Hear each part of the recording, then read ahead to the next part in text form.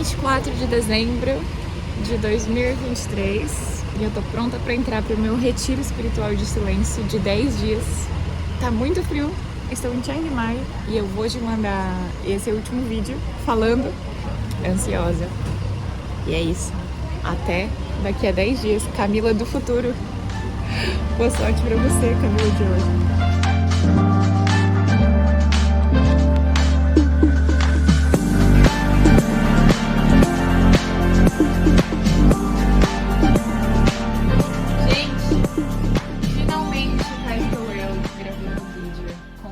Para vocês, para contar a minha experiência sobre a meditação, sobre o retiro espiritual que eu fiz. Vipassana. Primeiramente, eu queria deixar bem claro que é só a minha experiência. Eu acredito que cada pessoa que participou, que participa de retiro espiritual, sabe que cada um tem sua percepção, cada um tem seu sentimento dentro do seu mundo, então eu não vou entrar em tantos detalhes particulares quanto a minha percepção, mas eu quero contar tudo como funcionou, desde a rotina e enfim. Bom, o que é Vipassana? Gente, Vipassana é estar no momento presente. A meditação do Vipassana trabalha 100% mindfulness, que é estar no momento presente. Eu não sou budista. Eu admiro muito a religião budista e eu não entendia nada de budismo, eu ainda não entendia nada de Vipassana, eu nem sabia o que eu estava indo fazer lá. Não pode conversar, não pode usar nada de perfume, maquiagem, nenhum adereço não é indicado, não pode usar celular, não pode ler, não pode escrever, nada que vai te tirar da atenção plena do momento. Nem escutar música, nem dançar, nem abraçar, nem ter contato direto com o olho, olhar diretamente para as pessoas. Basicamente, só podia usar branco, a cor branca para homem e para mulher, e as mulheres precisavam usar como se fosse um sari, assim, ao redor do busto, em questão de respeito, e também manga curta no máximo de comprimento e calça sempre comprida. Principalmente roupa larga, assim, e eu indico também o mais confortável possível. Eu andava sempre descalça, é muito bom ir com chinelo de dedo, porque você tira o calçado pra entrar em todos os templos, então lá eu só andava descalça ou de chinelo, mas estava muito bom porque em Chiang Mai, que é a cidade que eu fiz, tava bem frio, então foi uma delícia. Eu dava só enrolada numa coberta branca que eles tinham me dado. Mas enfim, se você tiver uma scarf ou um casaco mais pesado de outra cor, não tem problema. Todas as regras são flexíveis, dentro do possível, mas não é indicado falar, e eu acho que não é bom falar, porque eles não querem que você compartilhe a sua experiência da meditação com as outras pessoas, porque isso atinge. Principalmente quando você não tá falando, você percebe que qualquer palavra que você fala, você até se escuta, fica estranho. Você pensa, meu Deus, é assim que eu falo? É estranho demais ficar tanto tempo assim sem se comunicar. Chega lá, a gente faz um registro, assina lá os termos, entrega o celular, entrega o computador, entrega tudo e já vai se trocar. De lá tinha um monge que falava inglês, então tem uma recepção especial para os estrangeiros, que são 2 recepções. Eu imaginava que era um templo super pequeno, mas aqui o templo que eu participei era uma vila, assim, tipo uma cidade. Tinha a parte dos monges, em que os monges moravam lá, tinha a parte dos tailandeses, as tailandesas estavam fazendo também, aprendendo o Vipassana, e tinha a parte dos estrangeiros, tudo era separado, homens e mulheres separados, em todos os momentos, até pra comer, a gente ficava separados, então também tinha não podia ter contato direto. Registrou lá, fizemos o tour pelo templo e aprendemos como era a meditação, qual que era o sentido. Tivemos várias aulas enriquecedoras com o monge, principal monge que nos atendia lá, o Prasukito.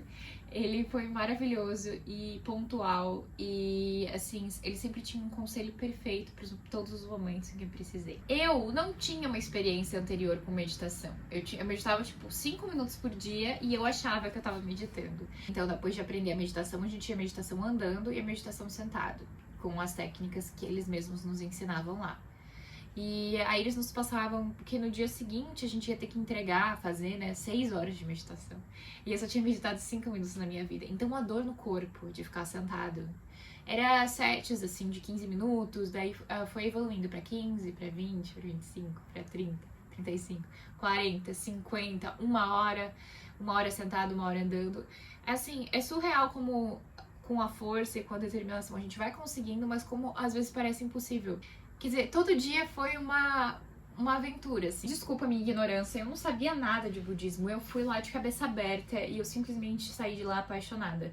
Vida, no dia a dia, a gente, no budismo, tem que seguir 5 dessas regras. Mas, morando num templo, num mosteiro, tem que seguir 8 por set. Inclusive, não matar nem mosquito. Não podia tirar a vida de nenhum ser. Pegar nada que não é seu, então acho que é não mentir, não roubar. Abstinência sexual, qualquer tipo de contato com isso. Nenhum tipo de intoxicantes, aqui tá escrito, então, fumar, beber, nada que te tire do eixo.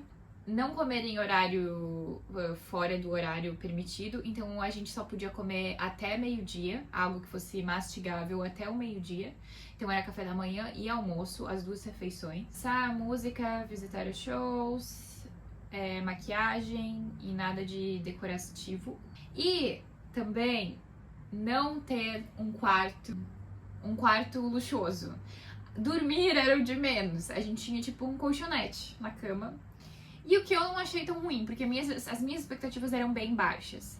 E dormir era o momento mais esperado do meu dia, às vezes, então eu não me preocupei com isso. Mas era um colchonete bem fininho, assim, e tava bastante frio. Eles nos deram bastante cobertor, super limpinho, um quarto maior do que eu esperava. Eu juro que eu esperava que eu ia dividir quarto. E, gente, eu não sabia. Então a rotina era assim: 4 da manhã o sino batia.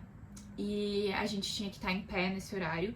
Para as 4h20 começava o chanting, que é cantar as orações, que era das 4h20 da manhã até umas 5 da manhã. Daí depois das 5 da manhã, quando acabava até umas 6h30, a gente estava livre para fazer a nossa própria meditação, caminhar e sentar. Cada um tinha um horário que era pré-estabelecido a ser feito naquele dia. Às 6h30 tocava o sino, e aí era o horário do café da manhã. Era comida tailandesa, tinha comida vegetariana e comida tailandesa também, com carne. Os budistas aqui da Tailândia, pra eles, tudo bem comer carne, então tem comida pra todo mundo. A comida era gostosa, a comida era ok. Eu não sou acostumada a comer, tipo, sopa de manhã, noodles, coisa salgada, eu achava um pouco pesado. Mas tinha lá uma pequena lojinha lá dentro, bem abastecida. Então eu sempre comprava algum snack, leite vegetal, tinha proteína vegana. Então fome eu nunca passei. E, eu sempre tinha frutas também. E então, desse horário das 6h30, a gente servia e tinha que esperar os chantings também. Então a gente fazia o chanting todo mundo junto antes de comer, tinha que esperar o horário certo de comer. Depois a gente lavava a nossa louça, cada um lavava a sua louça. E aí você tinha um horário um pouco livre, aberto, se você quisesse varrer o chão, limpar seu quarto, lavar roupa, também tinha possibilidade de lavar roupa. E aí você tinha horário de meditação, que aí variava das 8 até as 10h30, que era o horário do almoço. No almoço é a mesma coisa do café da manhã. O almoço era muito gostoso também, comida vegetariana, comida tailandesa. Tocava o sino, você pegava comida, é sempre interessante estar lá no horário, porque sempre tem a comida, umas coisas diferentes para os primeiros que se servirem. Porque também o templo tem muita doação. A galera, os tailandeses doam muita comida, então sempre tem muita coisa diferente. Comida não era o problema. E depois do meio-dia, então, a gente não é permitido comer. Óbvio que você vai fazer a sua regra lá dentro. Se você quiser mentir e comer, meu filho, boa sorte. Mas o que eu tava fazendo lá? Então eu me propus a seguir a regra. Só que é tão simples, porque do meio-dia até a noite, você pode ingerir líquidos. Então podia tomar leite, inclusive iogurte, nada que você mastigasse. Até às 5 da tarde, às vezes eles serviam sopa de abóbora. Aí dava pra comprar água de coco, tinha até proteína que dá pra diluir na água. Então assim, gente, não passei fome. Café com leite, isso alimenta bastante. Eu acho que a comida é o de menos. E aí, depois do almoço também, você lava a sua louça, você se arruma, toma banho, se prepara, e aí do meio-dia até as 3 da tarde você tem esse horário livre para meditação. E todo dia você tem um encontro com um monge, com um professor que fala inglês, no nosso caso, para fazer o reporting, para contar para ele como é que tá seu processo de meditação, como foram as últimas 24 horas, você pode conversar com ele. E esse é o melhor horário do dia, porque é o horário que você fala para ele assim, olha, Você me pediu pra fazer tantas horas, eu fiz tantas, eu tô me sentindo assim, assim, assim. Claro, você não fala do seu sentimento, sei lá, dos seus traumas, mas você fala o que você sentiu, o que veio pra você na meditação. Se tá doendo a perna, se tá doendo as costas, por quê? E aí ele sempre vai te ajudar, vai te dar uma dica, e ele me falava sempre, não se preocupe, isso é só um número. É o número da meditação, as quantidades de horas, mas faz o melhor que você puder, faz o máximo que você puder, não se apega aos seus sentimentos, eles são só um sentimento. Então eu sempre saía de lá inspirada e motivada para fazer as próximas jornadas de horas de meditação. E todo dia ele vai te dar ou mais uma hora, ou mais meia hora, sets maiores. Se você está fazendo 15 minutos, ele vai te dar 20, 25, 30, 35 por a sua própria evolução, né? Afinal de contas, você tá lá pra quê? E é basicamente esse o dia, e depois de conversar com ele, você tem o resto do dia até as 10 da noite, porque a regra é que você durma no máximo 6 horas por noite. Então até às 10 você tem um tempo pra meditar pra você, pra completar as suas horas do seu task. Outra coisa importante, o curso, ele é de 10 dias, o curso que eu fiz. A gente tinha até um boletim lá, que tava escrito tantas horas que foram pedidas, tantas horas que eu fiz, enfim. Não tinha um porquê mentir, né? É muito mais fácil fazer, tentar fazer, enfim. Eu nunca conseguia bater praticamente as horas que me pediam, porque era sempre muito mais do que eu conseguia. Mas o máximo de horas que eu fiz foram 10 horas de meditação por dia. E quem faz 26 dias de curso tem uma coisa que se chama Determination, onde você fica 3 dias trancado no quarto, fazendo meditação direto, andando e sentando, fazendo meditação andando e sentado, sem dormir, só lavando o rosto, não pode tomar banho. E eles te dão comida também, eles te entregam na porta. Você só sai desse quarto pra conversar com um monge uma vez por dia, como na rotina do mosteiro, mas você fica lá no quarto o tempo inteiro fazendo sua meditação. É uma loucura. Eu não sei se eu teria coragem por causa da minha ansiedade, eu não sei se eu tô pronta pra isso, talvez um dia, mas eu admiro muito quem fez. Eu vi pessoas que estavam fazendo, eu vi pessoas no processo de fazer, então se preparar pra dormir menos horas por dia, eles iam diminuindo aos poucos, e vi pessoas saindo dessa determination, meditando assim, horas de concentração. Eu admiro muito, e eu acho que depois disso você se sente assim que você pode fazer o que você quiser da sua vida. Deve ser uma sensação muito doida. O templo em si, ele é inspirador, não era só um templo, eram vários, então lá dentro tinha muito lugar pra meditar, que me inspirava muito, e o templo é aberto à visitação, então se você tiver um dia em Chiang Mai, você pode só lá passar, dar uma olhada. Tinha muito turista lá que ficava, tipo, olhando o que tá acontecendo, essa gente de branco andando em câmera lenta, e sinceramente eu não tava nem aí.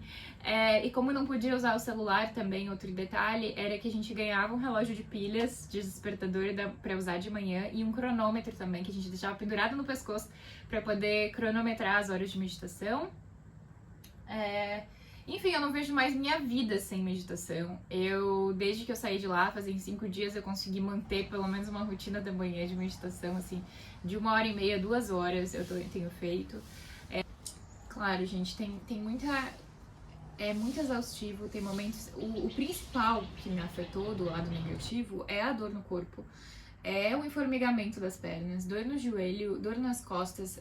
Quando eu tava fazendo sets de 1 hora, andar por 1 hora em praticamente câmera lenta, passa na sua cabeça a sua vida, passa desistência, passa medo, passa agonia, você fica com tédio, você fica com tudo que você possa imaginar, mas ao mesmo tempo... Eu não sei de onde vem essa força, você percebe que você é capaz de fazer tudo. Eu tive muitos aprendizados que eu vou lembrar pra minha vida inteira. Eu tô muito mais calma, tô muito mais tranquila, tô muito mais feliz comigo, com a minha vida. Eu tô muito mais agradecida, eu tenho muito mais gratidão. Eu aprendi a generosidade de um jeito que eu nunca tinha visto. A simplicidade, apreciar a natureza, apreciar os momentos simples. Apreciar andar de pé descalço, apreciar esse silêncio da nossa cabeça, essa paz. E se eu te motivei de algum jeito, se ficaram algumas perguntas, por favor, me conta. Eu te desejo um ano abençoado, um ano cheio de presença, um ano em que você descubra que você é capaz de qualquer coisa, mas que não precisa de tanto, que você não precisa de nada disso. Eu percebi também que a gente se distrai muito, então eu te desejo muita felicidade com você mesmo. E muitas bênçãos, mas muita simplicidade também. Vamos olhar o mundo de outro jeito, olhar ele num todo e perceber que os nossos problemas nem são problemas. E vamos mandar essa energia boa que a gente tem pra quem precisa, pra quem realmente precisa. E se ficou alguma dúvida, por favor, me conta. Deixa aqui o teu comentário, o que tu achou, o que tu gostaria de saber. Me segue no Instagram, deixa teu like, teu comentário. Toda semana tem 2 vídeos por aqui. Eu tô voltando aos poucos pro canal. Tenham paciência e eu tô voltando aos poucos com a vida também, mas é assim que ela tem que ser. Um beijo e até a próxima. Tchau!